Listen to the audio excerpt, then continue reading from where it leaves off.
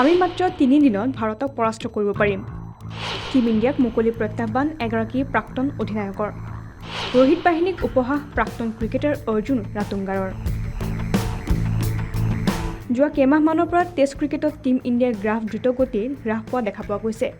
Team ইণ্ডিয়াৰ বিশ্ব test চেম্পিয়নশ্বিপৰ আশা নষ্ট হৈ পৰিল দুখন শৃংখলাত পৰাস্ত হোৱাৰ পাছতে।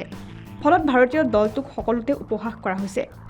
শেহতীয়াকৈ শ্ৰীলংকাৰ প্ৰাক্তন ক্ৰিকেটাৰ তথা অধিনায়ক অৰ্জুন ৰাতুংগাই কৰিছে এটা বৃহৎ মন্তব্য, যাৰ পিছতে খলকনিৰ সৃষ্টি হৈছে এতিয়া ভাৰতীয় ক্ৰিকেট মহলত।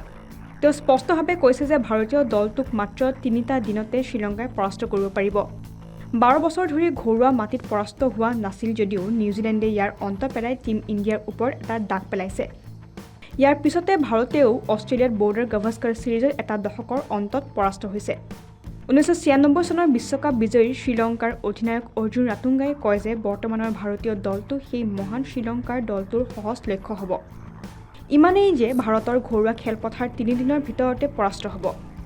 এক আছুতীয়া সাক্ষাৎকাৰত প্ৰাক্তন অধিনায়কগৰাকীয়ে উল্লেখ কৰে যে ভাছ আৰু মুৰলীৰ দৰে বলাৰৰ সৈতে মোৰ দলটোৱে ভাৰতত 3 দিনতে টিম ইণ্ডিয়াক পৰাস্ত কৰিব পাৰিলেহেঁতেন। বৰ্তমানৰ এই শ্ৰীলংকাৰ দলটোত প্ৰতিভাৰ অভাৱ নাই। অৰ্জুন ৰাতুংগাৰৰ এই মন্তব্যই এতিয়া তোলপাৰ লগাইছে ক্ৰিকেট মহলত।